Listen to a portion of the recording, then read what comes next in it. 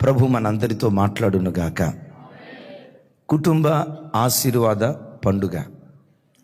మానవ జీవితంలో పండుగ ఒక గొప్ప ఉద్యోగం సంపాదించినప్పుడు ఉండేదానికంటే, ఒక గొప్ప ఇంటిని కట్టుకున్న దానికంటే, ఒక గొప్ప ఆస్తిపాస్తులు సంపాదించుకున్న దానికంటే, ఒక వ్యక్తి తన కుటుంబాన్ని చక్కగా కట్టుకోగలిగితే ఇంతకు మించిన పండగ మానవ జీవితంలో మరొకటి లేదు. ప్రతి వ్యక్తి తన కుటుంబాన్ని కట్టుకోవాలని ప్రాకులాడుతున్నాడు. కానీ విచిత్రం ఏంటో తెలుసా?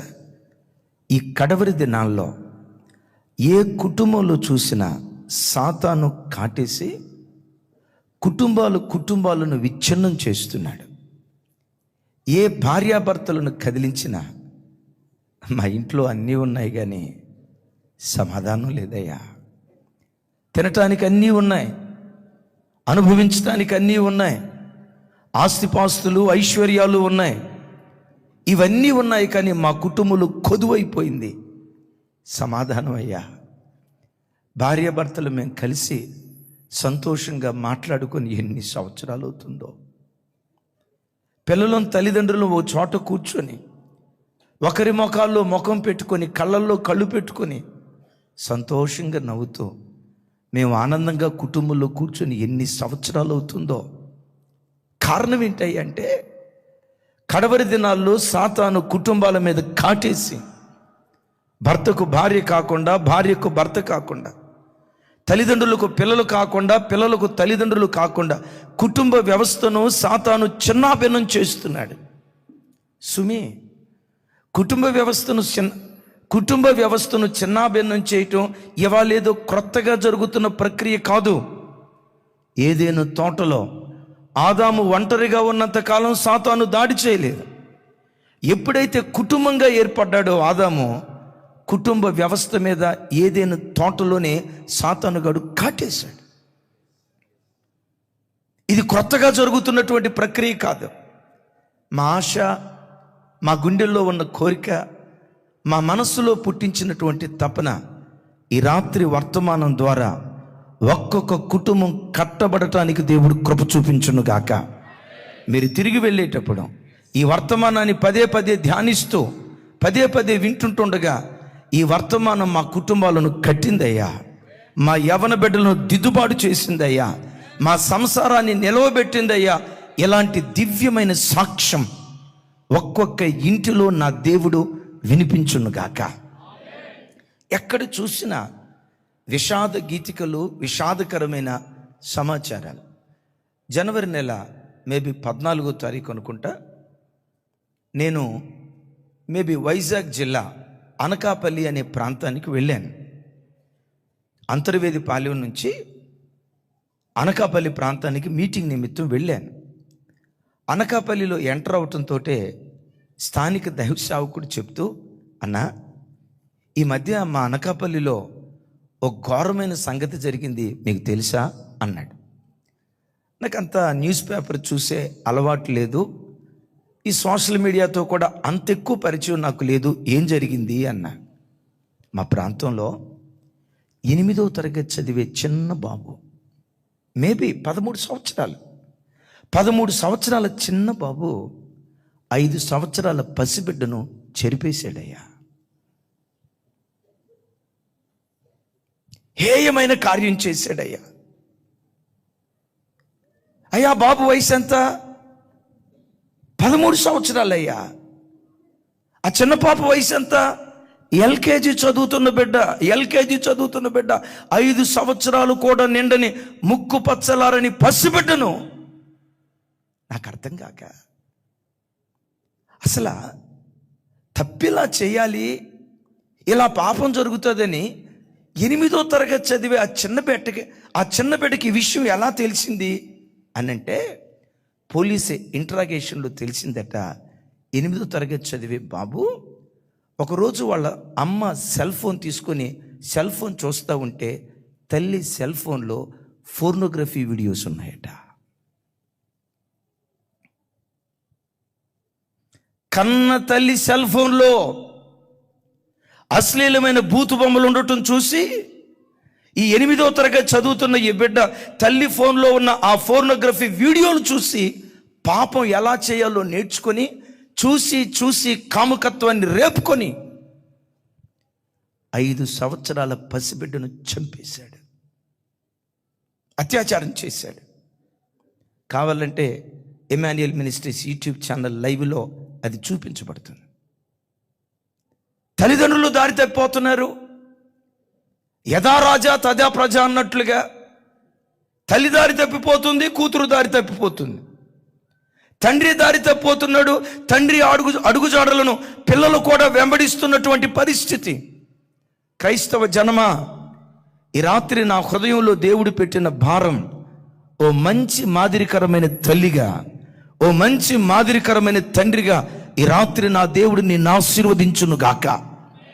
ఈ భూమి మీద ఉన్న ఒక్కొక్క క్రైస్తవ కుటుంబాన్ని నీవు ఆరాధించే దేవుడు, నేను ప్రకటించే దేవుడు, క్రైస్తవులు సేవించే ఆరాధ్య దైవం యేసు క్రీస్తు వారు మన ఒక్కొక్క కుటుంబాన్ని ఆయన ఎలా నిలవబెట్టాలని ఆశపడుతున్నాడో దేవుని మనస్సు మీతో పంచుకుంటాను. చూడండి, యెషయా గ్రంథం, అందరూ చూడాలి. యెషయా గ్రంథం 61వ అధ్యాయం, 61వ అధ్యాయం, నాతో కలిసి అందరూ చెప్పాలి. 9వ వచనం, 61వ అధ్యాయం 9వ వచనం, నాతో కలిసి. జనములలో వారి సంతతి తెలియబడును, జనముల మధ్యను వారి సంతానము ప్రసిద్ధి నొందును. వారు యెహోవా ఆశీర్వదించిన జనమని వారిని చూచిన వారందరూ ఒప్పుకొందురు. ఒకసారి ఆ మాట మీద చేయబెట్టండి, మీ కుడి చేతులు పెట్టండి. ఈ మాట ఈ రాత్రి వాక్యం వింటున్న ఒక్కొక్క కుటుంబంలో దేవుడు స్థిరపరచును గాక. ఆ వాగ్దానం మీద చేయబెట్టి స్తోత్రాలు చెప్దాం దేవునికి. నా కుటుంబాన్ని గురించి కూడా ప్రజలు ఇలా అనాలి ప్రభువా, నా పిల్లలను గురించి కూడా ప్రజలు ఇలా అనాలి నాయన.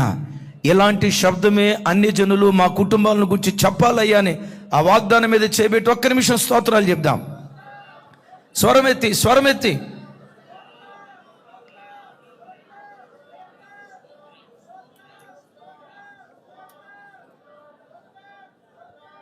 ఆమేన్. వ్రాయబడిన మాట, జనముల మధ్య వారి సంతతి ప్రసిద్ధి నొందుతుంది. ఆ క్రైస్తవ కుటుంబాలను చూసిన ప్రజలంతా అనుకుంటున్నారట, వీరు యెహోవా చేత ఆశీర్వదించబడిన కుటుంబాలు, యెహోవా చేత దీవించబడిన కుటుంబాలని. ఈ కుటుంబాలను గూర్చి, ఈ కుటుంబాలను చూసి అన్య ప్రజలు మాట్లాడుకుంటున్నారట. క్రైస్తవ జనమ, అన్య ప్రజల మధ్యలో మన కుటుంబాలు ప్రసిద్ధి నొందిన కుటుంబాలుగా ఉండునుగాక. ఎలా ప్రసిద్ధి? బైబిల్లో ప్రసిద్ధి అయిన ఖైదీ ఒక ఆయన ఉన్నాడు, తెలిస్తే ఆయన పేరు చెప్పండి. మన చుట్టమే, ఎందుకు మర్చిపోతాం ఆ పేరు? బరబ్బా. ప్రసిద్ధి చెందిన ఖైదీ అంటే నేరాలు చేయటంలో ఈయన ప్రసిద్ధి చెందినోడు. అట్లా ప్రసిద్ధి కాదు. యెషయా గ్రంథంలో రాసి ఉంటుంది, ద్రాక్షారసం త్రాగటంలో ప్రఖ్యాతిగాంచిన వాళ్ళు అంట.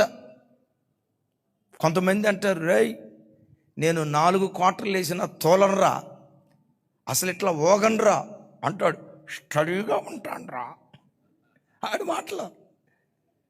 వాడు దేంట్లో ప్రఖ్యాతిగాంచినోడు అంటే తాగుడులో ప్రఖ్యాతిగాంచినోడు, ఈడేమో నేరాల్లో ప్రఖ్యాతిగాంచినోడు. క్రైస్తవ జనం పనికిమాలిన విషయాల్లో ప్రసిద్ధి చెందిన వారు కాదు, ప్రఖ్యాతి చెందిన వాటిలో ఒక్కొక్క కుటుంబం ప్రసిద్ధి నొందిన కుటుంబాలుగా దేవుడు నిలవబెట్టును గాక. చప్పలు కొడుతూ దేవునికి స్తోత్రాలు చెప్దాం. ఎట్లా క్రైస్తవ కుటుంబాలకు ప్రసిద్ధి రావాలి? వాళ్ళ నాన్న కండక్టర్ అంటరా, ఆ కండక్టర్ కొడుకున కలెక్టర్ పుట్టాడురా. వాళ్ళమ్మ స్టాఫ్ నర్స్ అంటరా, ఆ స్టాఫ్ నర్స్ కడుపున పుట్టిన కుమార్తె MBBS డాక్టర్ అయిందట. వాళ్ళ నాన్న భక్తి లేనివాడట. భక్తి లేనివాడి కడుపున ఎంత భక్తిపరుడు పుట్టాడో, ఎంత ప్రార్థనాపరుడు పుట్టాడో, ఎంత విశ్వాస వీరుడు పుట్టాడో. మా గల్లీలో ఈ ఆడపిల్లలు ఉంటారయ్యా, మా గల్లీలో ఉండే ఆడపిల్లలంతా ఒక ఎత్తు. మందిరానికి వెళ్తారే, చర్చికి వెళ్తారే, యేసు ప్రభు మా దేవుడని ఆదివారం తెల్లబట్టలు వేసుకొని ముసుగేసుకొని మందిరానికి వెళ్తారే, ఆడపిల్లలు ఉన్నారయ్యా, వాళ్ళు పిల్లలంటే దించిన తలపైకి ఎత్తరయ్యా, అమ్మా నాన్న గీచిన గీత దాటరయ్యా. పాపా పాపా ఎంత అనుకోగలిగిన వాళ్ళు ఉంటే పిల్లలు వాళ్ళ మాదిరిగా ఉండాలని సత్ప్రవర్తనలో విధేయతలో మనం ప్రసిద్ధి నొందిన వారిగా దేవుని కొరకు బ్రతకాలి. క్రైస్తవ జనమా, నీ సంతతి జనము మధ్యలో తెలియబడునుగాక. నీ సంతతి ప్రసిద్ధి నొందిన సంతతిగా నా దేవుడు నిలవబెట్టునుగాక. నా గుండెల్లో ఉన్న ఆశ, నీ కుటుంబాన్ని చూసిన ప్రతి అన్య ప్రజ యెహోవా చేత ఆశీర్వదించబడిన ప్రజలు వీరు. వీరి దేవుడు వీరిని ఆశీర్వదించాడు. వీరి దేవుడు వీరి తలలు పైకెత్తాడు. వీరి తలల మీద వీరి దేవుడు కిరీటాలు పెట్టాడని మన కుటుంబాలను గూర్చి అన్ని ప్రజలు ఈ మాట మాట్లాడుకుందురుగాక. చప్పుడు కొడుతూ దేవునికి స్తోత్రాలు చెప్దాం. ఎందుకు మనం ప్రసిద్ధి నొందిన వారిగా ఉండాలి? ఎందుకో చెప్పమంటారా? ఆకాశం క్రింద భూమికి పైన ఈ సర్వ సృష్టిలో ప్రసిద్ధి నొందిన ఒక చూడాలి అందరు నా వైపు చూడాలి. ఆకాశం కింద భూమికి పైన సమస్త సృష్టిలో ప్రసిద్ధి నొందిన ఒక దేవుడు ఉన్నాడు. ఆ దేవుడే మనం ఆరాధించే ప్రభు అయిన యేసు క్రీస్తు వారు. Praise the Lord. ఏంటి ఈయన ప్రసిద్ధి? ఏంటి ఈయన ప్రత్యేకత?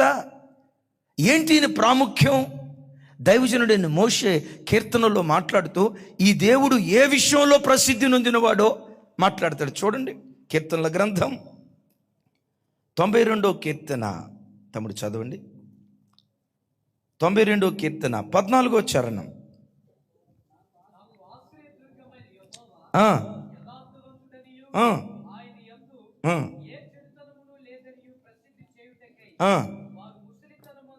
చాలు, నా వైపు చూసి నాతో కలిసి చెప్పండి. నా ఆశ్రయదుర్గమగు యెహోవా, పెద్దగా, నా ఆశ్రయదుర్గమగు యెహోవా యథార్థవంతుడనియు ఆయనలో ఏ చెడుతనము లేదనియు ప్రసిద్ధి చేయుటకై. ఈ దేవుడు దేనిలో ప్రసిద్ధుడో తెలుసా? పరిశుద్ధతలో ప్రసిద్ధుడు. ఆయనలో బోతద్దం పెట్టి వెతికిన అరిపాదము నుండి నడినెత్తి వరకు ప్రతి అవయవాన్ని స్కాన్ చేసి ఎంఆర్ఐ రకరకాలుగా పరీక్షించిన ఈ దేవునిలో లేసమైన చెడుతనము కనపడదు. ఈ కీర్తన ఎవరు రాశారు? భక్తుడైన మోషే. 90వ కీర్తన, 91, 92 ఇవి దైవజనుడైన మోషే రాసే కీర్తనలు అంటారు. దైవజనుడైన మోషే దేవుడైన యెహోవాను గూర్చి తెలుసుకొని ఆయన్ని గూర్చి కీర్తిస్తూ ఇలా అంటాడు, అయ్యా, ఐగుప్తు దేశంలో ఫరో రాజ్యంలో చాలా సంవత్సరాలు నేను బ్రతికా. ఐగుప్తు దేవీ దేవతల చరిత్ర నాకు బాగా తెలుసు. గ్రీకుయుల దేవీ దేవతల చరిత్ర నాకు బాగా తెలుసు. నీ చరిత్ర ఇప్పుడు నేను తెలుసుకున్నాను. వారి చరిత్రతో నీ చరిత్రను పోలిస్తే వేల్పులలో నీ వంటి వాడెవరు? పరిశుద్ధతను బట్టి మహనీయుడో, స్తుతి కీర్తనలను బట్టి పూజ్యుడో, నీ ఒక్కడివే ఆశ్చర్య మహత్కార్యాలు చేయగలిగిన వాడో, వేల్పులలో నీ వంటి దేవుడు లేడు అంటాడు. చప్పలు కొడుతూ స్తోత్రాలు చెప్దాం. ఒకసారి నా వైపు చూడండి. ఏంటి దేవుని ప్రసిద్ధి? ఏంటి దేవుని ప్రత్యేకత? ప్రపంచంలో ఎవరిలో వెతికినా కనపడనిది యేసులో, మన ఆరాధించే దేవునిలో మాత్రమే కనపడే ప్రత్యేకత ఏంటో తెలుసా? పరిశుద్ధతలో ఈయన ప్రసిద్ధి నొందినవాడు. అందుకని అంటాడు, వేల్పులలో నీ వంటి వాడెవరు? పరిశుద్ధతను బట్టి నీవు మహనీయుడు అంటాడు. నేను అడుగుతా, మోషే, వేల్పులతో పోల్చి దేవుని గూర్చి మాట్లాడుతున్నావు కదా, నీ వెరిగిన వేల్పుల్లో ఉన్న బలహీనతలేంటి? ఐగుప్తీయులు ప్రాముఖ్యంగా రా అనే దేవుణ్ణి ఆరాధించేవాళ్ళు. చెప్పండి కొంచెం పెద్దగా, రా, పో. వాళ్ళ పేరేంటంటే చెప్పాలి. కావాలంటే ఇంటర్నెట్లో చూడండి. చెప్పండి. ఆయన పేరు, వాళ్ళ భార్య పేరు పో. ఒక భార్య ఉంటే పర్వాలా. అద్భుతం తెలుసా, ఈ మహానుభావుడికి నలుగురు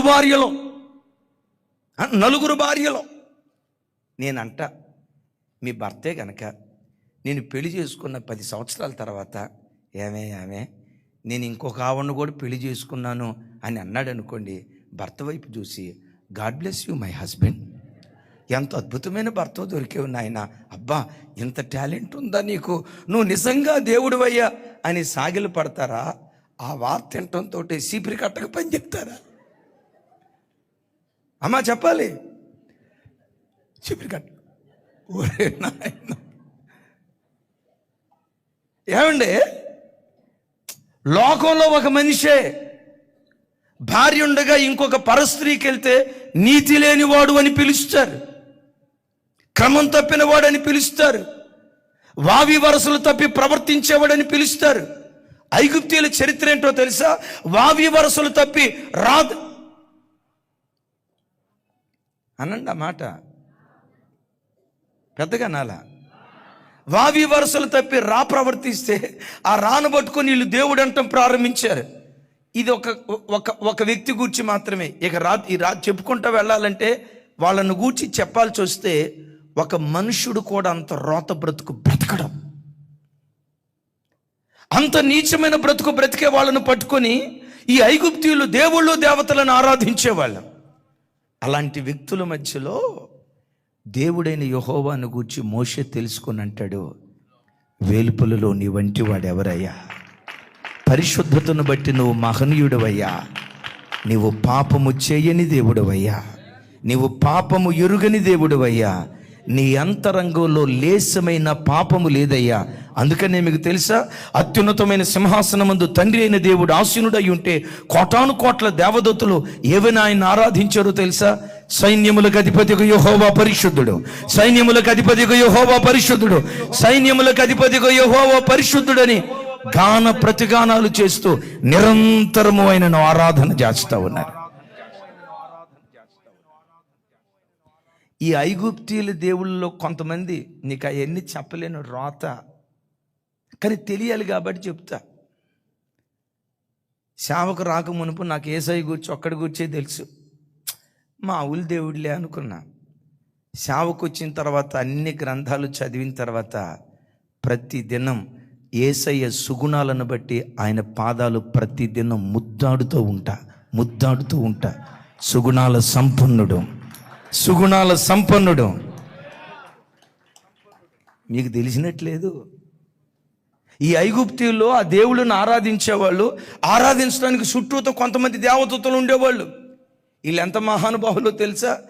దేవదూతల అందాన్ని చూసి దేవదూతలతో పాపం చేసిన వాళ్ళు ఉన్నారు.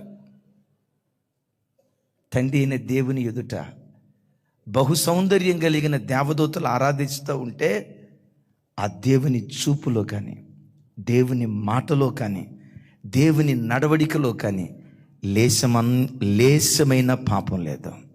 దైవజనమా, దేవుడు అని పిలువబడటానికి యోగ్యత, మొట్టమొదటి యోగ్యత ఏంటో తెలుసా? పరిశుద్ధత. యేసయ్యకు మహిమ కలుగును గాక. ఈ దేవుడు పరిశుద్ధతలో ప్రసిద్ధి చెందినటువంటి వాడు. దైవజనుడైన మోషే అంటాడు, నేనెందుకు ఈ వృద్ధాప్యం వరకు బ్రతుకున్నానో తెలుసా? ఇంకెక్కువ ఆయుష్యమని దేవుణ్ణి ఎందుకు అడుగుతున్నానో తెలుసా? నా ఆశ్రయదుర్గమగు యెహోవా యథార్థవంతుడనియో, ఆయనలో ఏ చెడుతనము లేదనియో నేను ప్రసిద్ధి చేస్తున్నాను అంటాడు. ఈయన పరిశుద్ధతలో ప్రసిద్ధి చెందినవాడు. రెండవది దేనిలో ప్రసిద్ధి చెందినవాడు తెలుసా? పరాక్రమ కార్యాలు చేసే విషయంలో ప్రసిద్ధి చెందినవాడు. ఈయన జరిగించిన పరాక్రమ కార్యాల వంటి పరాక్రమ కార్యాలు ప్రపంచంలో ఎవ్వడూ జరిగించలేడు. ఆయనకు ఆనే సాటి. చప్పట్లు కొడుతూ స్తోత్రాలు చెప్దాం. ఎవరి దేవుడు? పరాక్రమ కార్యాలు చేసే విషయంలో ప్రసిద్ధి చెందినవాడు. చూడండి ఆ మాట నెహెమ్యా గ్రంథం. నీవు ఆరాధించే దేవుడు సాధారణమైన దేవుడు కాదు, పరాక్రమ కార్యాలు జరిగించగలిగిన దేవుడు. నెహెమ్యా గ్రంథం 9వ అధ్యాయం 10వ వచనం నుంచి 12వ వచనం వరకు చదవండి. అతని దేశపు జనులందరూ వారి ఎడల బహు గర్వముగా ప్రవర్తించిరని తెలియగా నీవు వారి ఎదుట సూచక క్రియలను మహత్కార్యములను చూపించితివి. ఆలాపన చేయుట వలన నీవు ఈ దినమందున్నట్టుగా ప్రసిద్ధి నొందితివి.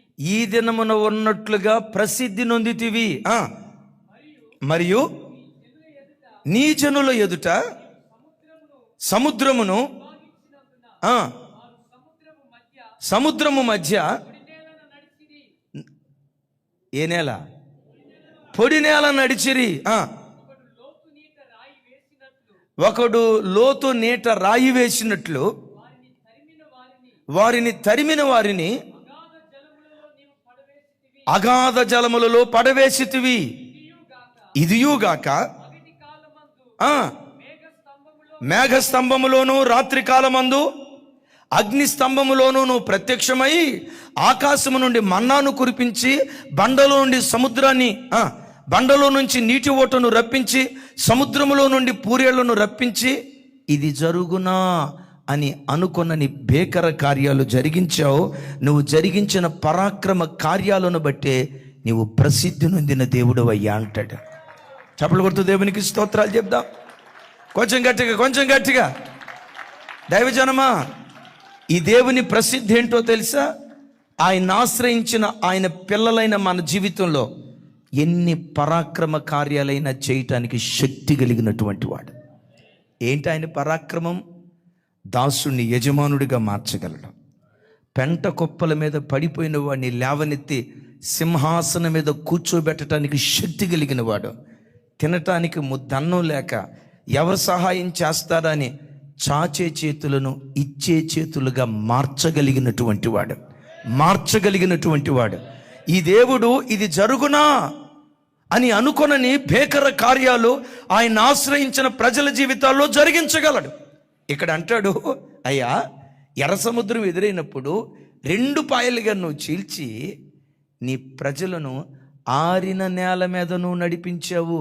ఏ నేల అంటే తన అదే పొడి నేల ఆరి నేల ఒకటేగా.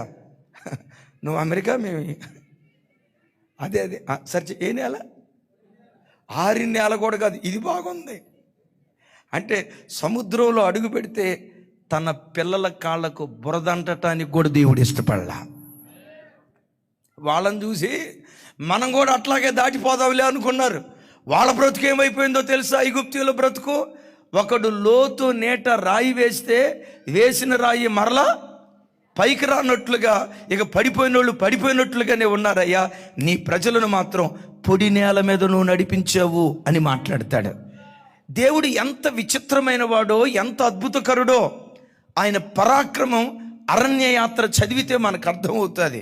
ఇశ్రాయేలీలను 40 సంవత్సరాలు పోషించాడు. చెప్పండి, ఎన్ని సంవత్సరాలు? కొంచెం గట్టిగా ఎన్ని సంవత్సరాలు? ఎంతమంది వాళ్ళు? 6 లక్షల మంది. తప్పురా తల్లి, 6 లక్షల మంది యోధులు అంటే సైనికులే 6 లక్షల మంది ఉన్నారంటే ప్రజలు, చరిత్రకారులు చెప్తారు ఆల్మోస్ట్ 40 లక్షల మంది ప్రజలు వచ్చారట ఐగుప్తును. ఆమెనా? ఎవరా మనిషి? 40 లక్షల మంది చుట్టాలు మీ ఇంటికి వచ్చినప్పుడు సిస్టరు 40 లక్షల మంది అనేసరికి ఆ చెల్లి ఆమెనంటుంది. 40 లక్షల మంది ప్రజలను 40 సంవత్సరాల పాటు సమృద్ధి అయిన ఆహారంతో దేవుడు పోషించాడు. Praise the Lord. నేనంట చుట్టాలు ఏ పట్టణంలో ఏ ప్రాంతంలో ఉన్న వాళ్ళ ఇంటికి వెళ్ళినా పర్వాలేదు, కానీ హైదరాబాదులో ఉన్న వాళ్ళ ఇంటికి పొరపాటున రాకూడదు. మీరు నవ్వారంటే ఏకీభవిస్తున్నారని అర్థం. మొదటి రోజు చుట్టాలు వచ్చినప్పుడు మా క్లోజ్ ఫ్రెండ్, మా థిక్కెస్ట్, మా థిన్నెస్ట్, మేమిద్దరం ఫ్యామిలీ. చెప్పండి ఫ్యామిలీ ఫ్రెండ్ అని ఊరోళ్ళందరికీ పరిచయం చేసి బంధువులు వచ్చిన మొట్టమొదటి రోజు కోడిని కోస్తాడో, మేకను కోస్తాడో, కుక్కను కోస్తాడో, నక్కను కోస్తాడో దేవుడికే తెలుసు. మొదటి రోజు అంతా మన తెలంగాణ భాషలో చెప్పాలంటే ధూమ్ధాం. రెండో రోజుకి వచ్చేసరికి 2 మెనూలు ఎగిరిపోతాయి. మూడో రోజుకి వచ్చేసరికి కూరగాయలు, 4గో రోజుకి వచ్చేసరికి రోట్లో కారం జాడీలో పచ్చడి. ఇంకా వాళ్ళు బాలేదా, ఇంటికి తాళం వేసి చలో చెన్నై పట్టణం. నేనంట ఒక 10 రోజులే చుట్టాన్ని చూసుకోలేకపోతున్నామే. 10 మంది కాదు, 10,000 మంది కాదు, 10 లక్షల మంది కాదు, 40 లక్షల మంది ఇశ్రాయేలు ప్రజలను 40 సంవత్సరాల పాటు సమృద్ధి అయిన ఆహారంతో పోషించాడు. ఎందుకో చెప్పమంటారా? పరాక్రమ కార్యాలు చేసే విషయంలో ఈ దేవుడు ప్రసిద్ధి నొందినటువంటి దేవుడు. బిడ్డ విశ్వసించు, నీ జీవితంలో కూడా ఎట్టి పరాక్రమ కార్యం చేయటానికైనా ఈ రాత్రి నా దేవుడు సిద్ధంగా ఉన్నాడు. పెంట కుప్పల మీద పడిపోయిన నీ కుటుంబాన్ని లేవనెత్తి జనుల మధ్యలో ప్రసిద్ధి నొందిన కుటుంబంగా నిలవబెట్టడానికి నా దేవుడు శక్తి కలిగిన వాడు. ఒకవేళ ఈరోజు నీ కుటుంబాన్ని చూసి ఛీ వీడు బ్రతుకు, ఛీ దీని బ్రతుకు అని ప్రజలు అన్నారా? చీచా అన్న నోరే నీ బ్రతుకును చూసి సహబాషురా వీళ్ళ బ్రతుకు ఎంత ధన్యకరంగా దేవుడు వీళ్ళ బ్రతుకును మార్చాడో అనేటట్లుగా చేయటానికి, పరాక్రమ కార్యాలు చేసే విషయంలో నేను ప్రకటించే దేవుడు ప్రసిద్ధి నొందిన దేవుడు. అసలు నాకు సంతోషాన్ని కలుగజేసే 2 సంగతులు ఏంటంటే, అరణ్యంలో ఇశ్రాయేలీయులు ఏడ్చారు. దేని కొరకు ఏడ్చారు చెప్పండి? అని మన చుట్టాలే, అందరూ చూడాలి. ఏడ్చారు. మోకాళ్ళ నొప్పి వచ్చిందని ఆడవలా, నడవలేకపోతున్నావయ్య అని ఆడవలా. ఎందుకు? పగలు మేఘస్తంభం, రాత్రి అగ్నిస్తంభం వారి ఎదురుగా నిలవబడి వారిని నడిపించినట్లుగా చూస్తూ ఉన్నాం. అద్భుతం ఏంటంటే, ఇశ్రాయేలీలంతా చేరి మోషే ఈ మన్నా తిని అంతా సప్పగా ఉంది, కాస్త నాన్ వెజ్ తినాలని ఉందయ్యా అంటే మోషే ఏమన్నాడు తెలుసా? అది మాత్రం అడగొద్దయ్యా, మీకు దండం పెడతా, నా వల్ల కాదయ్యా. ఎందుకన్నాడు తెలుసా? వీళ్ళు తినటం స్టార్ట్ చేస్తే మామూలు రేంజ్లో తినరు. బైబిల్లో చూస్తాం కదా, ముక్కులో నుంచి బయటకు వచ్చిన దాకా తిన్నారంట.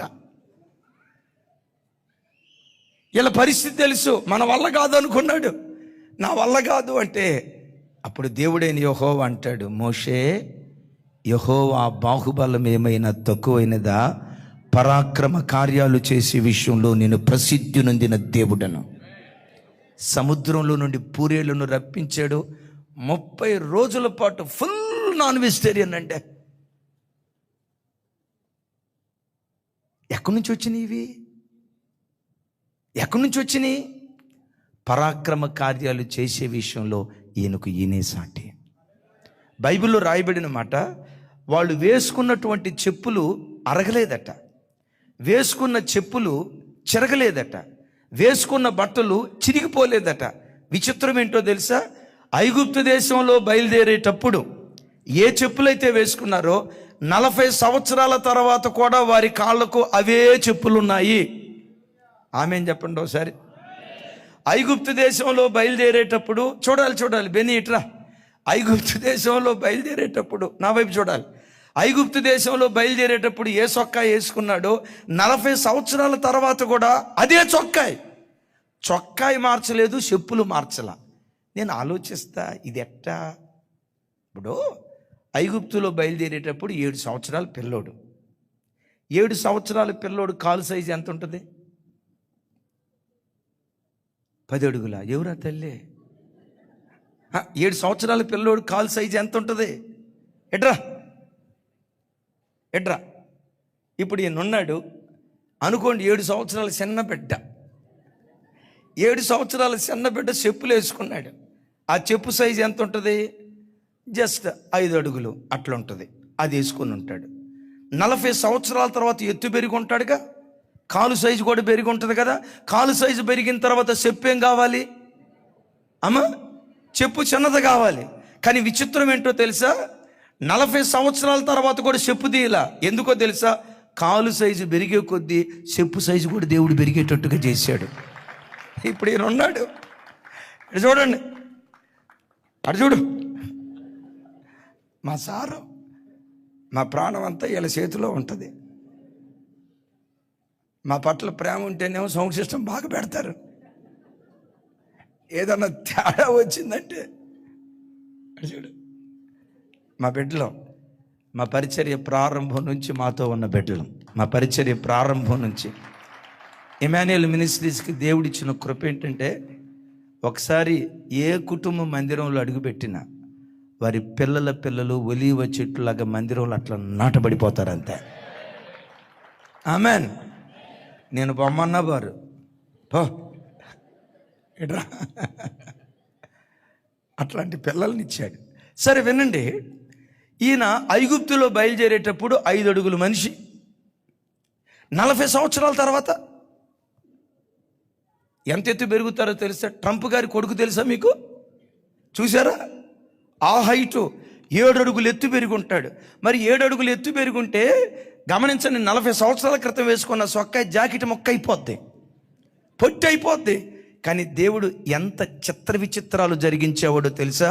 ఎత్తు పెరిగే కొలది ఎత్తుతో పాటు సొక్కాయి పొడుగు కూడా పెరిగిపోయిందట. ఎందుకో తెలుసా?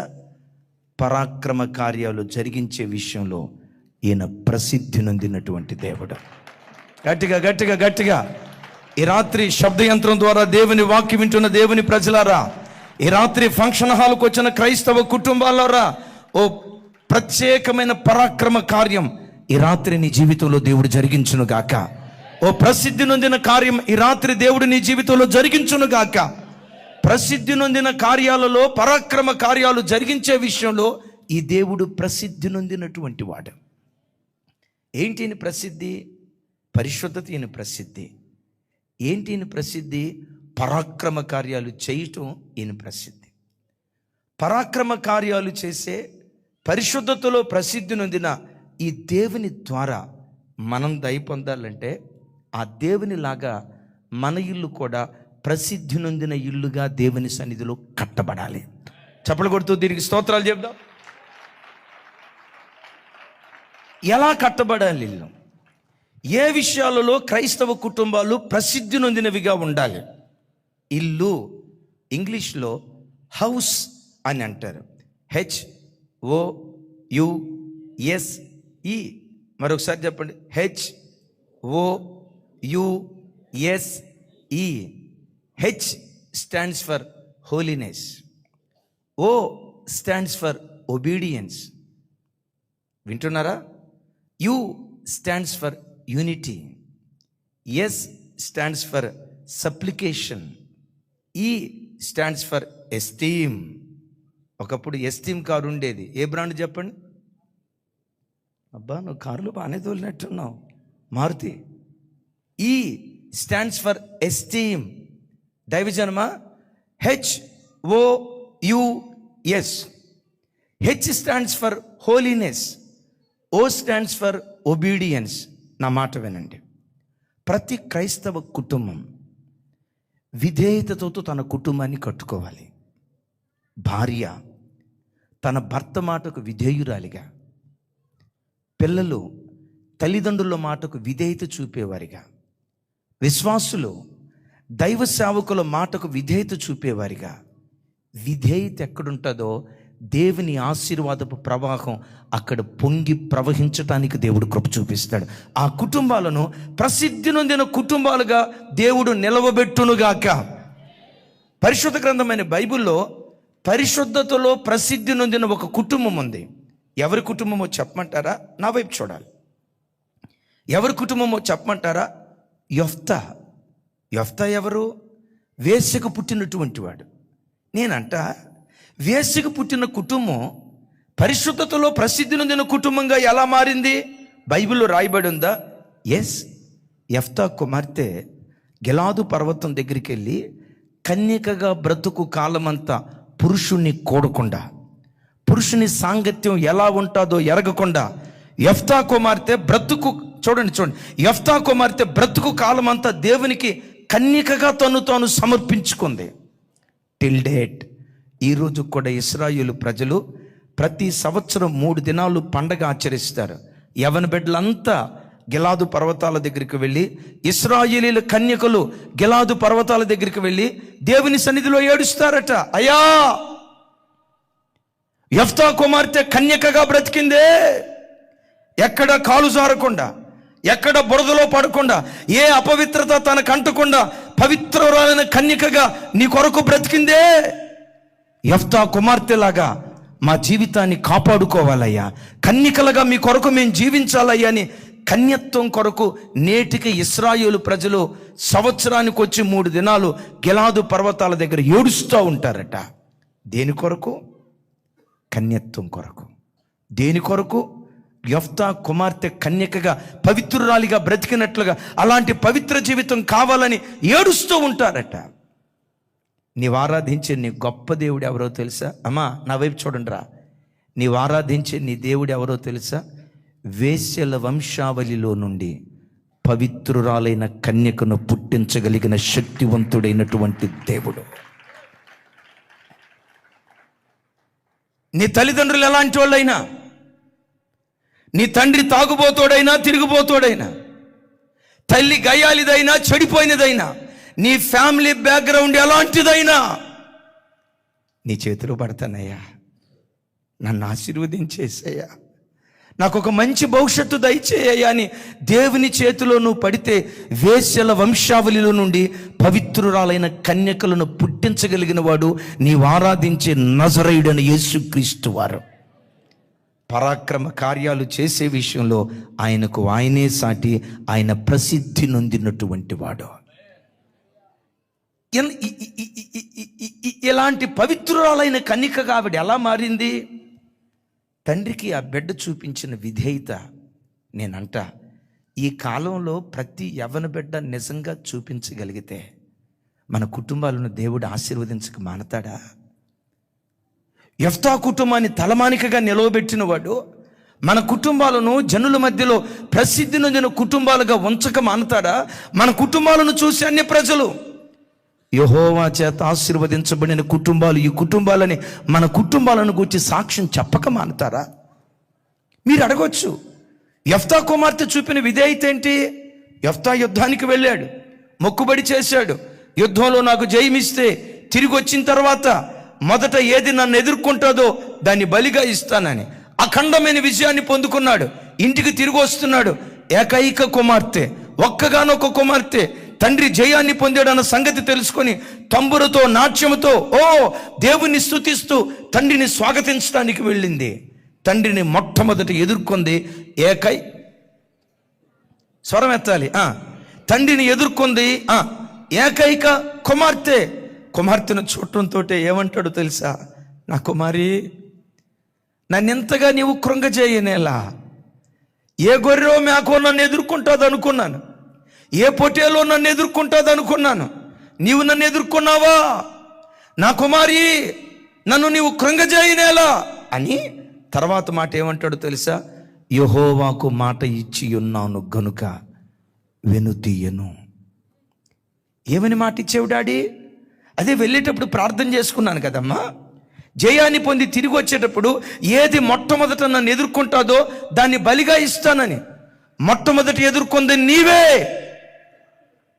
దేవునికి ఇచ్చిన మాట చొప్పున నిన్ను బలిగా అర్పిస్తానమ్మా అన్నాడు. ఆ కుమార్తె ఏమందో తెలుసా?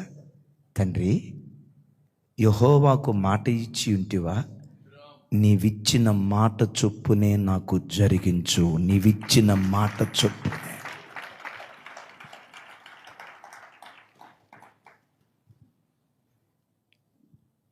తండ్రి మాట కొరకు, తండ్రి దేవునికి ఇచ్చిన మాట కొరకు తన జీవితాన్ని క్రీస్తు బలిపీఠం మీద సజీవ యాగంగా సమర్పించుకోవటానికి ఇష్టపడింది. అంటే బలిపీఠం మీద బలివ్వలేదు, కానీ జీవితకాలం కన్యకగా వివాహం చేసుకోకుండా తన జీవితాన్ని దేవునికి అంకితం చేసింది. దేన్ని బట్టి? తండ్రి మాటకు, చెప్పండి చెప్పండి చెప్పండి చెప్పండి, తండ్రి మాటకు విధేయత చూపించి యేసయ్యకు మహిమ కలుగును గాక. నేనంట ఈ కాలంలో ఆడపిల్లలే కనుక అక్కడ ఉంటే, ఒక మాట నా వైపు చూడాలి, ఈ కాలపు ఆడపిల్లలే కనుక అక్కడ ఉంటే తండ్రి వచ్చి, నా కుమారి, దేవునికి నిన్ను బలిస్తానమ్మా అని అంటే అప్పుడు ఆ కుమార్తె ఏమనేదో తెలుసా? నానో, నువ్వు విడిదిరిగి ముసలోడు అయిపోయావుగా, నీ జీవితంలో అన్ని కోరికలు నెరవేరిపోయాయి కదా, ఆ బలేదో నువ్వవు. ఈయన దేవునికి మాట ఇచ్చాడంట, ఆ మాటకు లోబడి నేను బలి ఇవ్వాలంట. నీ భక్తి నీ శాదస్తం కాకపోతే నీ భక్తి మా మీద రుద్దమాకో, నా జీవితం నా ఇష్టం. నువ్వెవరు డాడీ? అరే, ఒక ఆడపిల్లతో తండ్రి అన్నాడంటే, అమ్మ జుట్టు అట్లా ముందేసుకో, అట్లా వేసుకోకమ్మా, సడన్గా మెలకు వచ్చినప్పుడు నేను చూస్తే నాకు దయ్యం చూసినట్టుందమ్మా, నాకు భయాన్ని పెట్టకమ్మా, నీకు దండం పెడతాను, ఎందుకమ్మా జుట్టు అట్లా అనుకుంటావు, వద్దమ్మా అంటే. విచిత్రం తెలుసా, అంతకు మునుపు 2-3 ఇంటుకలు ముందుకనే ఈ అమ్మాయి నాన్న చెప్పిన తర్వాత ఈ అమ్మ జుట్టు అట్ట వేసావంటే నా జుట్టు నా ఇష్టం. అరే, జుట్టు దగ్గర పిల్లల మాట వింటలేదండి. ఈ హైదరాబాద్లో మీకు తెలియదేం కాదు కదా, ఇక మగ పిల్లలు ఉన్నారంటే ఒకప్పుడు సొక్కాయి కొనాలంటే 2 మీటర్లో, ఆ రోజులో సొక్కాయి కుట్టించుకున్నామంటే మోకాల దాకా వచ్చేది. ఎత్తు పెరిగినా ఇబ్బంది లేదు, సొక్కాయి సరిపోయేది. ఈ కాలంలో మగపిల్లల సొక్కాయి ఎంత ఉంటుందంటే విచిత్రం చూడండి, జాకెట్ మొక్కే. వాడు చెయ్యి పైకి ఎత్తాడంటే వాడు ఎక్స్పోజింగ్ చూడలేక మనం చావాలా. కొన్ని చోట్ల చూడండి, ఆడు పని చేయటానికి వంగుతాడు.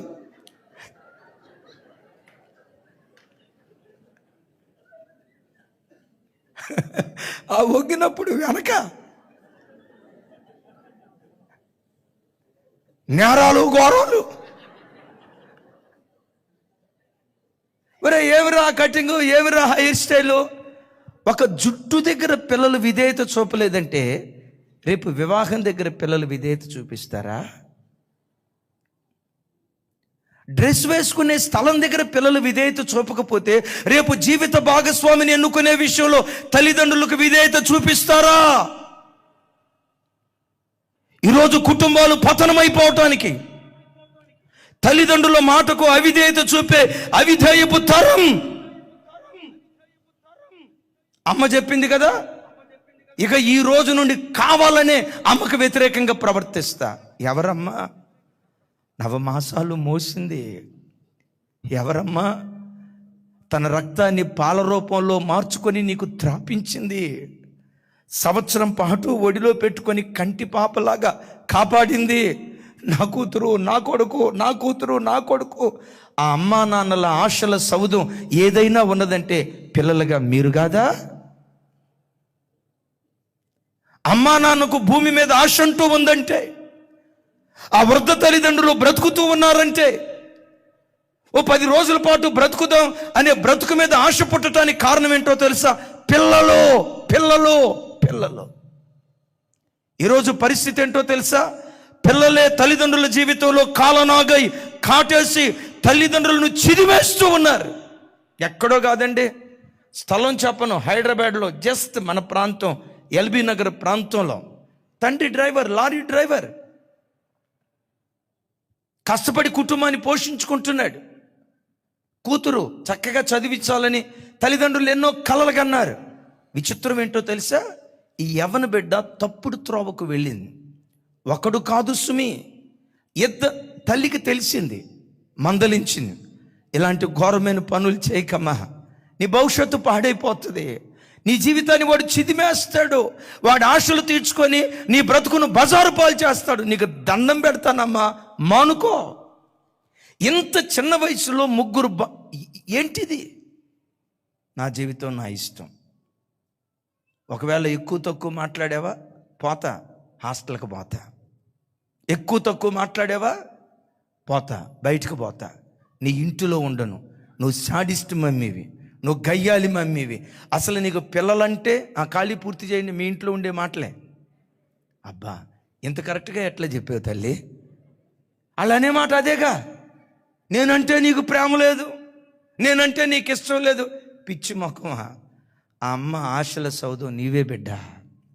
ఆ అమ్మ నాన్న బ్రతుకుతున్నారంటే నీకోసమే బ్రతుకుతున్నారు. వాళ్ళ కడుపు చంపుకొని నీకు చక్కటి భోజనం పెట్టారు.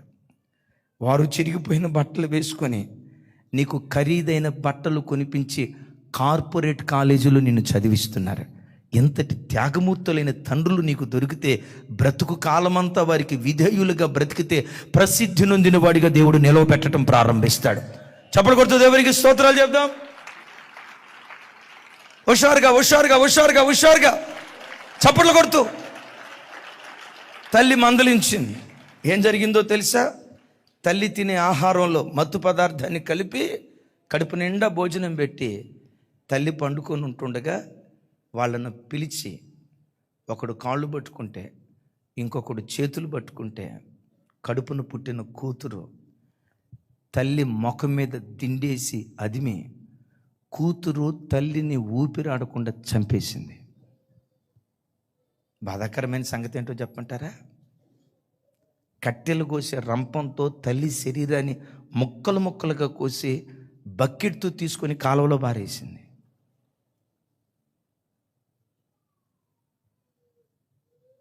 ఇదెక్కడో అండమాన్ నికోబార్లో జరిగింది కాదు. చీకటి ఖండంగా పిలువబడుతున్న ఆఫ్రికా ఖండంలో జరిగింది కాదు. మన కళ్ళ ముందు, మన కళ్ళు చూస్తుండగా, మన చెవులు వింటుండగా ఘోరమైన కార్యాలు. అవిధేయత ఎక్కడుంటుందో అపవాది అక్కడ సంచరించటం ప్రారంభిస్తాడు. క్రైస్తవ జనమా, పిల్లలు తల్లిదండ్రులకు, భార్య భర్తకు, విశ్వాసులు సేవకులకు విధేయత కలిగిన వారిగా, H stands for holiness, O stands for obedience. యేసయ్యకు మహిమ కలుగును గాక. కొంతమంది స్త్రీలు ఉంటారు, పుట్టింటికి పోవాలనుకోండి, భర్తకు చెప్పేదేం లేదు, ఎప్పుడు పోవాలంటే అప్పుడు పోతారు. ఇంట్లో వాళ్ళ తల్లి ఉంటుంది, అమ్మాయి తల్లి ఏమంటుందో తెలుసా? ఆడికి చెప్పేది ఏంటే వచ్చే, ఆడికి చెప్పేది ఏంటే వచ్చే. చెప్పలేదు అనుకోకుండా ఉండేటానికి టెక్స్ట్ మెసేజ్ ఏమని పెడతారు చెప్పండి? మీకడ తెలిసిందమ్మా. భర్తకు తెలిసి పోవద్దు అంటాడు, నువ్వు పోవద్దు అన్నప్పుడే నేను పోతా. నేనేమన్నా బానిసని అనుకుంటున్నావా? నాకు స్వేచ్ఛ లేదా? ఓ తల్లి, నీ భర్త మీద నువ్వు తిరుగుబాటు చేయటం నీ పిల్లలు చూస్తారు, జాగ్రత్త. నీ భర్త మీద వ్యతిరేకంగా నువ్వు మాట్లాడటం పిల్లలు చూస్తారు. నీ యజమానుడికి నువ్వు విధేయురాలివైతే నీ పిల్లలు నీకు విధేయులు అవ్వటానికి దేవుడు కృప చూపిస్తాడు. అఫ్కోర్స్ నువ్వు విధేయురాలివైనా కొన్నిసార్లు లోకపు ప్రభావాన్ని బట్టి పిల్లలు అవిధేయులు కావచ్చు. నువ్వు విధేయురాలివైతే ఈరోజు కాకపోయినా రేపు యేసునామములో వాళ్ళు విధేయులుగా మార్చబడుదురుగాక. గట్టిగా చప్పలు కొడుతూ స్తోత్రాలు చెప్దాం. పరిశుద్ధతతో కుటుంబాన్ని కట్టుకోవాలి. ప్రసిద్ధి నొందిన కుటుంబాలుగా నిలవబెడతాడు. విధేయతతో లోబడే తత్వంతో కుటుంబాలు కట్టుకోవాలి. ప్రసిద్ధి నొందిన కుటుంబాలుగా దేవుడు నిలవబెడతాడు. U stands for unity. చెప్పండి కొంచెం పెద్దగా. ఏమన్నావు తమ్ముడు? ఊరిటీ కాదు, సరిగ్గా చెప్పు సార్. చెప్పండి. యూనిటీ అంటే అర్థం ఏంటి? ఐక్యత. హైదరాబాదులో ఉన్న వాళ్ళకి ఎట్లాంటి ఐక్యత ఉంటుందో చెప్తాను. అలాగని మిమ్మల్ని అంట్లా నేను హైదరాబాద్లో ఉండేవాడినే. బయట బజార్కి వచ్చేటప్పుడు నువ్వేరా బయట బజార్కి వచ్చేటప్పుడు అబ్బాబ్బా చెట్టపట్టాలు వేసుకొని చేతిలో చేసుకొని చూసిన వాళ్ళు అనుకుంటారు, అబ్బాబ్బా చిలకా గోరింకల్లాగా ఉన్నారా, ఎంత ప్రేమ కలిగిన వాళ్ళు, ఎంత ఆప్యాయత కలిగిన వాళ్ళు చూసిన వాళ్ళు అనుకుంటారు. నువ్వు రానాయనా చూడు, భార్యాభర్తలు చేతిలో చేసుకొని చెట్టపట్టాలు వేసుకొని తిరుగుతూ ఉంటారు భుజం మీద. అరే పబ్లిక్లో ఉన్నామే, నలుగురు చూస్తున్నారే, ఈ సెన్స్ ఉండదు. చూసిన వాళ్ళు అనుకోవాలి, అబ్బా అకులా ప్రిస్కిల్లాలు, చిలకా గోరింకలో. విచిత్రం ఏంటో చెప్పమంటారా? ఈ రెండు గదిలోకి వెళ్ళిన తర్వాత పాము ముంగిసలో. కొంతమందికి పబ్లిక్లో ఎలా ఉండాలో సెన్స్ ఉండదు. మనోడు బండి తోలుతాడు కదా, ఈ బండి ఇవాళ రేపు బ్యాక్ సైడ్ సీటు ఫ్లాట్గా ఉన్న బండి కొనడు మావోడు. తోక ఇట్లా పైకి లేచిన బండి కొంటాడు. ఆ తోక పైకి లేచిన బండి కొన్న తర్వాత బండి తోలు, అరే బండి తోలు, ఎడ కూర్చుంటుందా? ఎవరు? టిట్టర్ ఎడ కూర్చుంటుందా? ఇట్లా కూర్చుంటే పర్వాలా, సరే ఇబ్బంది కాబట్టి జారిపోతాను, ఇట్లా పట్టుకుంటే పర్వాలా. ఆహా,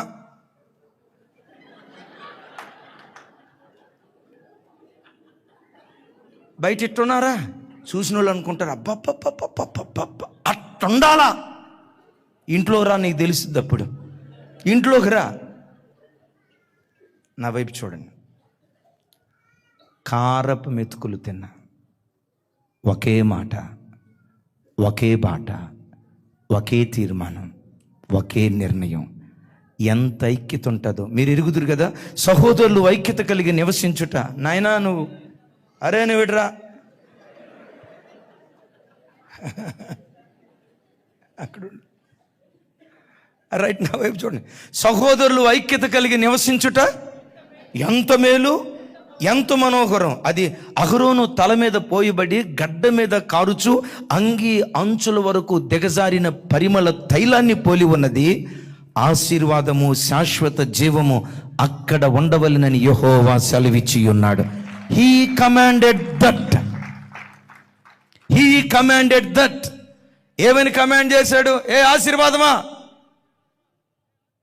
ఏ శాశ్వత జీవమా, నీవెళ్ళి అక్కడుండో. వెనేట్రా అడుగుచో, పైకిలే, వెనక్కెళ్ళు, ఇట్రా కూర్చో, పైకిలే, వెనక్కెళ్ళు, ఇట్రా కూర్చో, బోర్లక పండుకో. ఆఫ్టర్ ఆల్ ఈ నిష్ప్రయోజకుడు చెప్తేనే నేను చెప్పినట్టు ఆ బిడ్డ చేశాడు. మరి దేవుడు సెలవిస్తే ఆయన సెలవిచ్చినట్లుగానే జరుగుతుంది. ఐక్యత కలిగిన కుటుంబాలను చూసి దేవుడు ఏమంటాడో తెలుసా? ఐక్యత కలిగిన ఈ కుటుంబాలలో ఆశీర్వాదం ఉండాలి, శాశ్వత జీవం ఉండాలి.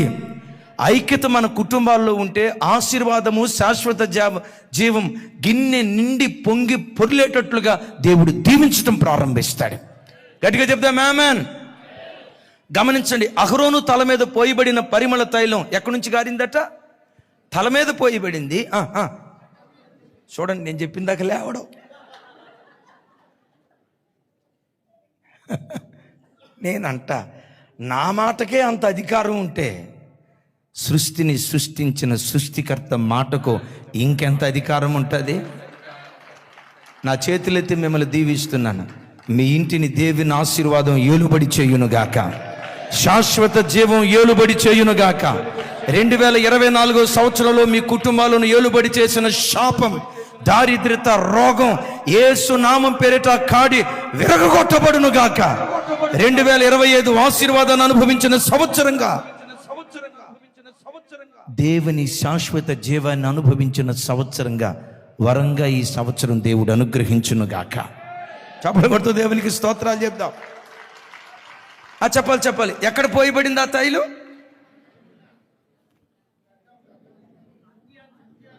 అంటే ఆ తైలం అరిపాదము నుండి నడినెత్తి వరకు అన్ని అవయవాలను కలుపుకుంటూ వెళ్ళింది. శరీరంలో ఒక అవయవం కాదు, తల ఉంటుంది, కళ్ళుంటాయి, చెవులుంటాయి, నోరు ఉంటుందిలే, అది లేకపోతే అట్ట చాలా అన్యాయం అయిపోతా. నోరు ఉంటుంది, చేతులుంటాయి, కాళ్ళుంటాయి. అంటే శరీరం అంటే ఒక అవయవం కాదు, కొన్ని ఘనమైన అవయవాలు ఉంటాయి, కొన్ని ఘనం లేని అవయవాలు ఉంటాయి. కుటుంబం అంటే ఒక వ్యక్తి కాదు, భక్తి కలిగిన వాళ్ళు ఉంటారు, భక్తి లేని వాళ్ళు ఉంటారు, శాంతమూర్తులు ఉంటారు. తర్వాత మాట చెప్పండి అమ్మా. గయ్యాలి గంపలు ఉంటారు, సూర్యకాంతానికి అక్కలు ఉంటారు, రాకాసి రంపలు ఉంటారు, అన్ని రకాల మనస్తత్వాలు కలిగిన వాళ్ళు ఉంటారు. కానీ ఏం చేయాలో తెలుసా? అందరినీ కలుపుకుంటూ మనం వెళ్ళిపోవాల్సిందే. చెప్దాం గట్టిగా, అందరినీ కలుపుకుంటూ వెళ్ళిపోయే వ్యక్తులు కొంతమంది చూడండి. ఒక ఆయన అంటాడు, అన్నయ్య మా ఆవిడ మారితే నేను కూడా మారి చర్చికి వస్తాను అన్నయ్య అన్నాడంట. మరి మీ ఆవిడ మారటం ఏంట్రా, ఎప్పుడో మారి 7 సంవత్సరాలు అవుతుంది, బాప్తిస్మం తీసుకుని కొత్తగా మారేది ఏంట్రా అన్నాడంట. ఆయన అన్నాడంట, పాస్టర్ గారు మీరు ఏమనుకున్నంటే ఒక మాట చెప్తా, ఈ భూమి మీద మీ పాస్టర్లు అంత అమాయకులు ఇంకొకరు ఎవరు ఉండరు అన్నాడంట. ఎవరో ఎంత పెద్ద మాట మాట్లాడేవంటే, మీరు ఎంత అమాయకులు అంటే తెల్ల బట్టలు వేసుకొని బైబిల్ తీసుకొని చర్చికి వస్తే మారిపోయారంటారు. అసలు ఏం మారాలంటే, వస్త్రధారణ మారాలా, గుణం మారాలా? రెండూ మారాలరా. ముఖ్యంగా హృదయం మారాలి, మనసు మారాలి. మా ఆవిడ ఏం మారిందో చెప్పండి. మా ఆవిడ తరపోళ్ళు వస్తే వాళ్ళు పోయిందాక క్రిస్మస్ పండగ చేస్తుంది. మా వాళ్ళోళ్ళు వస్తే వాళ్ళు పోయిందాక క్రిస్మస్ పండగ చేస్తుంది. మా వాళ్ళు రారు మామూలుగా, మా వాళ్ళు మామూలుగా మా వాళ్ళు రారు. రాక ఎప్పుడైనా వస్తే వాళ్ళు పోయిందాక తలకొట్టగట్టింది మా ఆవిడ. తలనొప్పో అని మంచం మీద పడుకుంటుంది. ఆ మధ్య మా నాన్న వచ్చాడు, వచ్చినప్పుడు బాగానే ఉంది, వచ్చాడో లేదో తలకొట్టగట్టింది, తలనొప్పో అందే. మా నాన్న వైపు చూసి, మామయ్య నువ్వు రాక వచ్చావు మామయ్య, నా చేత్తో ఏదో వండి పెడదాం అనుకున్నాను మామయ్య, ఈ తలనొప్పి, ఈ మాయదారి తలనొప్పి ఇప్పుడే రావాలా మామయ్య అని అంటా ఉంటే ఆ మామయ్య ముసిముసి నవ్వులు నవ్వుతూ ముఖం ఒకటి తిప్పాడంట. వారం రోజుల తర్వాత తండ్రి కొడుకు దగ్గరికి వచ్చినాడట. అబ్బాయి నేను వెళ్ళిపోతారా, టికెట్ బుక్ చేయి. నానా 6 నెలలు ఉంటానన్నావు కదా, అప్పుడే వెళ్ళిపోతానంటావేంటి? మీ ఆవిడికి తలనొప్పి తగ్గలేదు కదరా, నేను పోతా. తలనొప్పి ఇవాళ కాకపోతే రేపు తగ్గిద్ది నాన్న, నువ్వు ఉండు. నాన్న అన్నాడంట, నేను పోయిందాక తగ్గదురా. ఏమన్నా? అదేరా, నువ్వు చిన్నపిల్లోడు, నీకు అర్థం కాదురా, నేను పోయేదాకా తగ్గదురా అన్నాడు. నువ్వు పోయేదాకా తలనొప్పి తగ్గదన్న సంగతి నీకెట్టా తెలుసు నాన్న అన్నాడంట.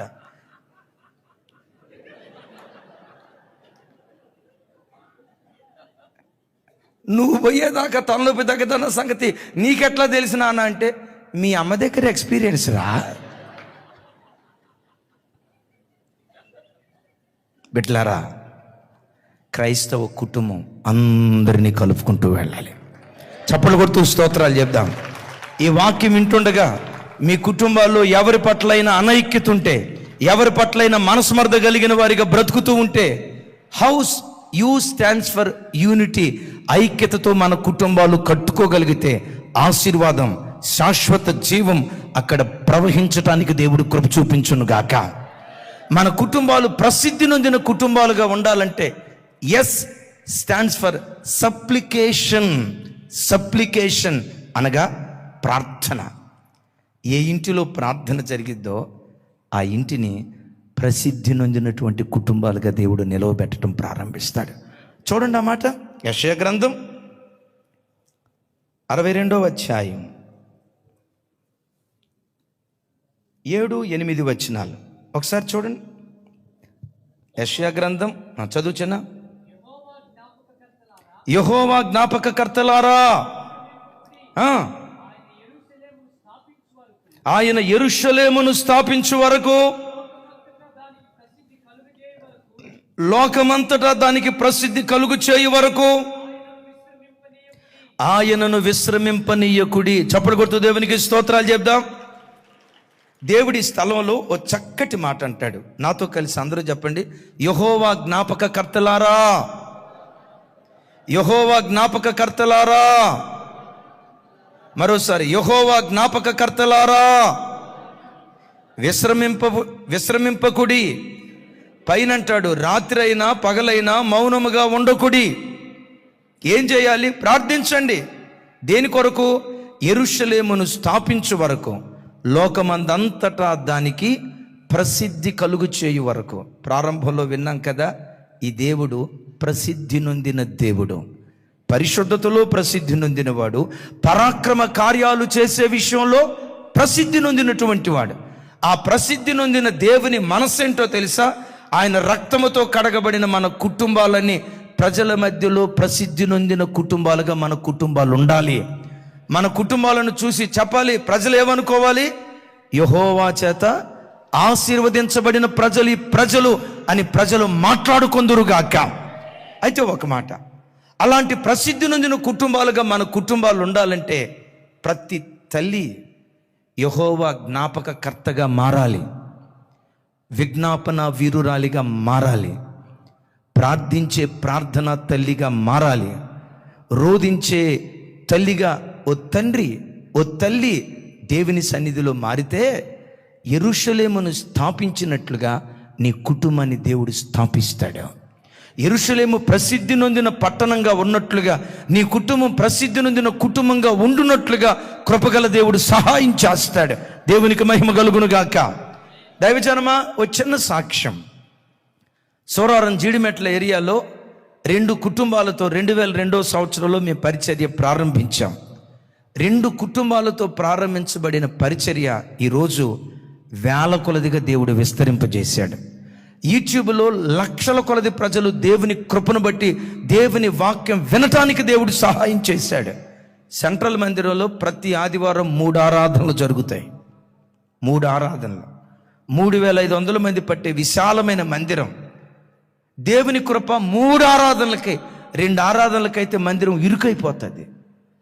ఇక్కడ ఫిర్జాదిగూడలో ఉదయం 6:30కి ఫస్ట్ సర్వీస్, ఈవినింగ్ 7కి సెకండ్ సర్వీస్. ఓ స్థలం లీజుకు తీసుకున్నాం. కృప ఏంటో తెలుసా? మేము లీజుకు తీసుకున్న స్థలం ఒకప్పుడు బార్ అండ్ రెస్టారెంట్ అంట. ఆ బార్ అండ్ రెస్టారెంట్ని ఈరోజు దేవుడు మందిరంగా మార్చాడు. దేవుని మందిరంగా ఆ స్థలాన్ని మార్చాడు. అక్కడ 2 ఆరాధనలు జరుగుతాయి, సరిపో. ఎక్కడెక్కడి నుంచో ప్రవాహంలాగా ప్రజలు వస్తారు. కారణం ఏంటో చెప్పమంటారా? మేము సేవ ప్రారంభించిన దినాల్లో దైవదాసురాలు మేము కుటుంబ ప్రార్థన చేసుకునేటప్పుడు నేను మోకరించక మునిపే తాను బీరువా దగ్గరికి వెళ్ళేది. ఏంట్రా ప్రార్థన చేద్దామని అంటే బీరువా దగ్గరికి వెళ్తుంది. చూసేవాడిని. బీరువా ఓపెన్ చేసి కర్చీపు తెచ్చుకునేది. ఎందుకు కర్చీపు తెచ్చుకునేదో నాకు అర్థమయ్యేది కాదు. ఇద్దరు మోకరించేవాళ్ళం. నేను కొద్దిసేపు ప్రార్థన చేసేవాడిని. ఇక తాను ప్రార్థన చేయటం ప్రారంభించిందంటే వందే భారత్ ఎక్స్ప్రెస్ ఆగదు, ప్రార్థన తొందరగా ఆగదు. 1 గంట, గంటన్నర ఆ ప్రార్థన కూడా ఎలా ఉంటుందో తెలుసా? గొవ్వ మూలిగినట్లుగా మూలుగుతూ ఏడుస్తూ ప్రార్థన చేసేది. ఆ ఏడుస్తున్నప్పుడు కన్నీరు ధారలుగా కారుతూ ఉంటే ఆ కన్నీటి చుక్కలు ఇలా తుడుచుకునేది. మిమ్మల్ని పురికొలపటానికి చెప్తున్నాను, మేమేదో గొప్పోళ్ళం అని చెప్పటానికి కాదు. తను ఏడ్చిన తర్వాత ఆ కర్చీఫ్ ఇలా పిండితే కనీసం 1/4 గ్లాసు నీళ్ళైనా ఆ కర్చీఫ్లో నుంచి వచ్చేవి. 1/4 గ్లాసు నీళ్ళు.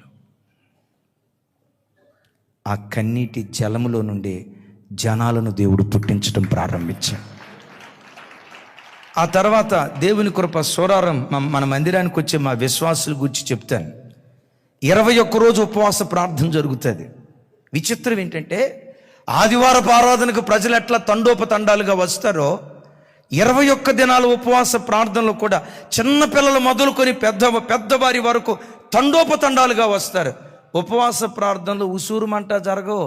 ఆదివారపు ఆరాధన జరిగినంత గంభీరంగా జరిగింది. నా పిల్లలు కార్చిన కన్నీళ్ళు, మా విశ్వాసులు దేవుని సన్నిధిలో చేసిన రోదన, కన్నీటి జలం ప్రవహించడాన్ని బట్టి ఆ జలములో నుండి జనాలను దేవుడు పుట్టించటం ప్రారంభించాడు. నా ప్రార్థన, నీ పిల్లలు ప్రసిద్ధి నొందిన పిల్లలుగా దేవుడు మార్చును గాక. ప్రసిద్ధి నొందిన కుటుంబంగా నీ కుటుంబాన్ని దేవుడు అభిషేకించును గాక. జనముల మధ్యలో నీ సంతతి తెలియబడును గాక. పెద్దగా చెప్దాం ఆమేన్. ఏమని రాస్తుంది? జనముల మధ్యలో నీ సంతతి తెలియబడును గాక. జనముల మధ్యలో నీ సంతతి ప్రసిద్ధి నొందిన వారిగా నా దేవుడు నిలవబెట్టును గాక. అలా నిలవబెట్టాలంటే నిరంతరం ఇంట్లో ప్రార్థన. ఓ దైవజనుడిగా దేవుని ప్రతినిధిగా చెప్తున్నాను, ముగించబోతున్నాను. సూర్యుడు ఉదయించక మునిపే 5 గంటల లోపే పడకల మీద నుంచి లేవండి. ఆకాశ పక్షులు వాటి కంఠధ్వని దేవునికి వినిపించక మునిపే, ఏ నరమాతృని కంఠధ్వని దేవునికి వినిపించక మునిపే నీ ఇంటిలో నుండి నీ కంఠధ్వని నీ దేవునికి వినిపిస్తే, అరుణోదయపు నైవేద్యం దేవునికి అర్పిస్తే ఆకాశపు వాకిళ్ళు విప్పి దేవుడు నిన్ను దీవించటం ప్రారంభిస్తాడు. అర్ధగంటో గంటో ప్రతి అరుణోదయపు దినాన జీవన తొలి సంధ్య దేవునితోనే ఆరంభించాలి. పగలంతా ఉద్యోగాలకు వెళ్ళారు, సాయంత్రం ఇంటికి వచ్చారు. అయ్యలారా, దేవుని ప్రతినిధిగా చెప్తున్నాను, సాయంత్రం ఇంటికి వచ్చిన తర్వాత భార్య, భర్త, పిల్లలు ఒక చోట కూర్చొని ఎక్కువసేపు కాకపోయినా కనీసం 1 అర్ధగంట అయినా కుటుంబ సమేతంగా ప్రతి రాత్రి దేవుని సముఖంలో కనపడండి. పతనమైపోయిన మీ కుటుంబాన్ని ప్రసిద్ధి నొందిన కుటుంబాలుగా దేవుడు నిలవబెట్టడం ప్రారంభిస్తాడు. ఆ విజ్ఞాపనే జరిగితే యెహోవా జ్ఞాపక కర్తల్లాగా దేవుని సన్నిధిలో మీరు ప్రార్థన చేస్తే దేవుడు మిమ్మల్ని స్థాపిస్తాడు. పెద్దగా చెప్తాం ఆమేన్. దేవుడు మిమ్మల్ని స్థాపిస్తాడు. స్థాపించడమే కాదు, యెరూషలేము ప్రసిద్ధి నొందిన పట్టణముగా ఉన్నట్లుగా మన కుటుంబాలు ప్రసిద్ధి నొందిన కుటుంబాలుగా నా దేవుడు చేయునుగాక. గట్టిగా చెప్తాం ఆమేన్. ఆఖరి మాట, ఈ స్టాండ్స్ ఫర్ ఎస్టీమ్ లేక ఈక్వాలిటీ. ఈ స్టాండ్స్ ఫర్ ఎస్టీమ్ అంటే గౌరవం. ప్రతి క్రైస్తవుడు తన బ్రతుకులో మొట్టమొదట దేవుని ఘనపరిచేవాడై ఉండాలి. ఇంట్లో ప్రతి బిడ్డను ఘనపరిచేవాడై ఉండాలి. ఆమేన్. చాలా కుటుంబాల్లో చూడండి, స్త్రీ అంటే చిన్నచూపు, స్త్రీ అంటే ఒక తెలియని అంటారు కదా, గోంగూరలో పురుగులాగా చూస్తారు. పెండ్లై 20 సంవత్సరాలు అయినా కానీ ఆ ఇంటికి వచ్చిన కోడల్ని చాలామంది ఎట్ట చూస్తారో తెలుసు, బయట దానిలాగే చూస్తారు. కొడుకు తల్లి ఏదేదో మాట్లాడుకుంటారు. మాట్లాడుకునేటప్పుడు సడన్గా కోడలు వచ్చింది అనుకోండి, రావటంతో వాళ్ళు ఏం చేస్తారు చెప్పండి? అబ్బా, రేపు మీరు కూడా చేసేది అదే. ఆడవాళ్ళకి ఆడవాళ్ళే శత్రువులండి. అంటే మగవాళ్ళు మంచివాళ్ళని కాదు నేను అనేది. అది చూడండి, కోడలు రావటంతో సైలెంట్ అయిపోతారు, మౌనం అయిపోతారు. అప్పుడు ఆవిడేమనుకుంటుందో తెలుసా? మా ఆయన మా అత్త మొత్తానికి నన్ను గూర్చి గుసగుసలు ఆడుతున్నారు. ఎప్పుడు ఇంటికి వచ్చిన స్త్రీని చిన్న చూపు చూడకూడదు. స్త్రీని, భార్యను పురుషుడు ఎలా చూడాలో, అరే రే రే రే రే అరే లే,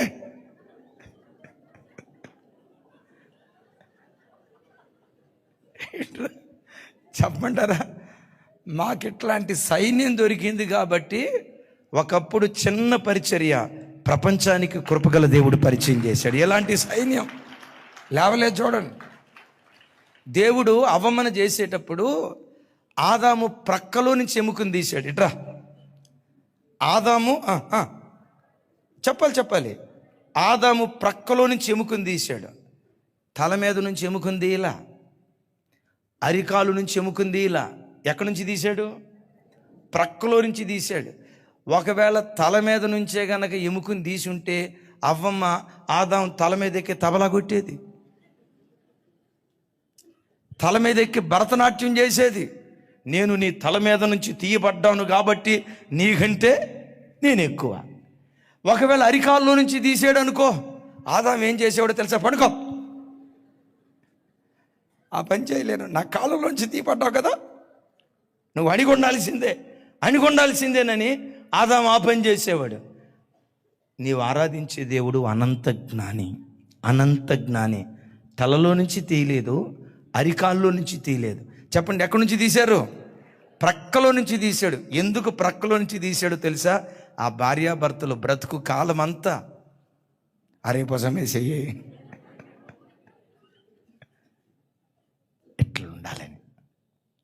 ఎట్లుండాలని ఒకరిని ఒకరు హత్తుకొని నేను గొప్ప ఈ గొడవలకు పడి మనస్మర్థలతో బ్రతకూడదు. వారిద్దరూ బ్రతుకు కాలమంతా హత్తుకొని బ్రతకాలని ప్రక్కలో నుంచి దేవుడు ఎముకను తీశాడు. భర్త భార్యను గౌరవించాలి. ఆమేన్. భార్య భర్తను గౌరవించాలి. వీళ్ళిద్దరూ కలిసి సృష్టికర్త అయిన దేవునిని గౌరవించాలి. అంటాడు కదా, నన్ను ఘనపరుచు వారిని నేను ఘనపరుస్తా. నీ హౌస్ ఎస్టీమ్గా, దేవునిని ఘనపరిచే ఇల్లుగా యేసు నామం పేరిట ఉండునుగాక. ప్రతి విషయంలో మొదటి స్థానం నువ్వు దేవునికి ఇచ్చుదువుగాక. నీవు ఎలా ట్యూన్ అవ్వాలో తెలుసా? నేను లేవటంతో నా కళ్ళు మొట్టమొదట దేవుని వాక్యాన్ని చూడాలి. లేవటంతో నా కళ్ళు మొట్టమొదట దేవుని వాక్యం చూడాలి. లేవటంతో నా పెదవులు మొట్టమొదట దేవునితో మాట్లాడాలి. నా మొదటి మాట దేవునితో, నా మొదటి చూపు దేవునితో నా జీవన తొలి సంధ్య ప్రారంభం కావాలి. యేసయ్యకి మహిమ కలుగునుగాక. అయ్యా, లేవటంతో కొంతమంది చూడండి, లేవటంతో చీపిరి కట్ట ఎక్కడ పెట్టాను, పేస్ట్ బ్రష్ ఎక్కడుంది, కొంతమంది మహానుభావులు ఉంటారు, మొహం కడుక్కోకుండానే బెడ్ కాఫీ అంట. మరి ఎట్లా తాగుతున్నారో ఏమో దేవుడికి తెలుసు, వాళ్ళకి తెలుసు. బెడ్ కాఫీ మాట కాదు రావాల్సింది, పడకల మీద నుంచి లేవటంతో మరో నూతన దినం నాకు ఇచ్చినందుకు నీకు స్తోత్రం కలుగును గాక అయ్యా, స్తోత్రం కలుగును గాక. సంవత్సరానికి 52 ఆదివారాలు ఉంటాయి. ఎలా ఘనపరచాలో తెలుసా?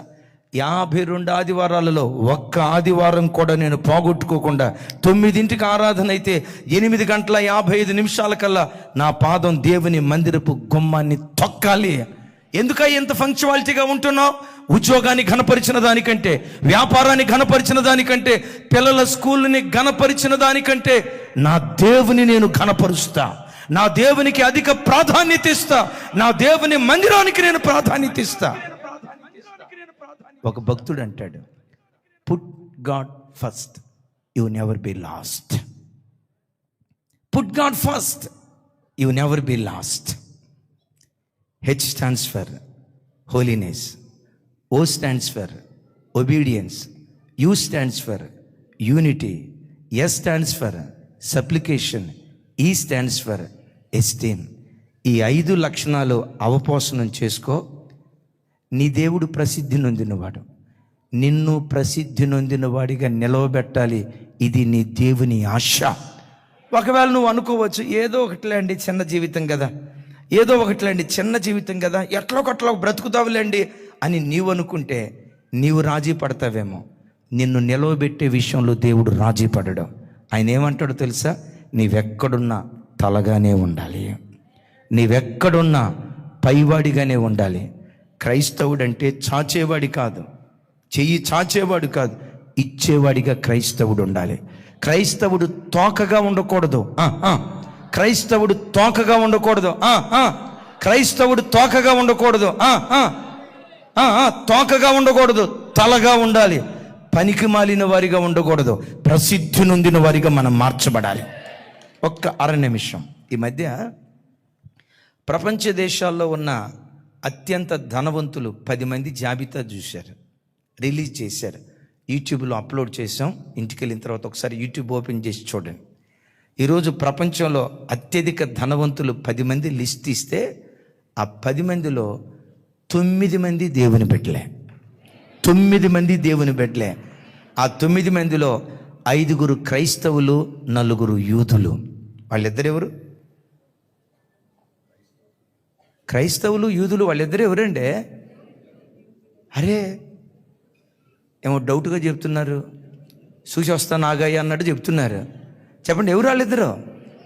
ఆ 10 మందిలో 5 క్రైస్తవులు, 4 యూదులు.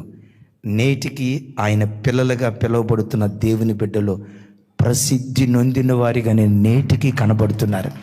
నేటికి కాదు బిడ్డ, ఎప్పటికీ ఆయన పిల్లలైన మనం ప్రసిద్ధి నొందిన వారిగానే కనపడుదుం గాక. అత్యంత ధనవంతుల్లో మొట్టమొదట ఆయన ఎవరో తెలుసా? తెలిసిన వాళ్ళు చెప్పండి. ఇది చెప్పరు. సచిన్ టెండూల్కర్ ఎన్ని సెంచరీలు చేశాడు? 100. అబ్బా. అత్యంత ధనవంతుడు ఎవరో తెలుసా? Elon Musk. ఈరోజు ప్రపంచాన్ని శాసించే అపర కుబేరుడిగా మారిపోయాడు. నేను విన్న సంగతి ఏంటో తెలుసా? ఎలన్ మస్క్ భక్తి కలిగినటువంటి మనుష్యుడు, క్రైస్తవ జీవితానికి విలువిచ్చే భక్తి కలిగిన వ్యక్తి. ఆయన ట్రంప్ ఇద్దరూ కలిశారు. ప్రపంచ చరిత్రను తిరగరాసే చరిత్రకారులుగా దేవుడు వారిని తన మహిమ కొరకు నిలవబెట్టును గాక. క్రైస్తవ్యానికి దీవెనకరమైన రోజులు నిశ్చయంగా అమెరికా దేశంలో దేవుడు అనుగ్రహించును గాక. మనం పుట్టినటువంటి ఈ గడ్డ భరత గడ్డను ప్రసిద్ధి నొందిన గడ్డగా దేవుడు ఆశీర్వదించును గాక. జనములలోని సంతతి తెలియబడాలి. పనికి మాలిన వారిగా కాదు, ప్రసిద్ధి నొందిన వారిగా. నీ కుటుంబాన్ని చూసిన ప్రజలంతా యెహోవా చేత ఆశీర్వదించబడిన కుటుంబాలు ఇవి. ఈ మాట నీ చెవులతో విని నోరారా స్తుతించే కృప దేవుడు అనుగ్రహించును గాక.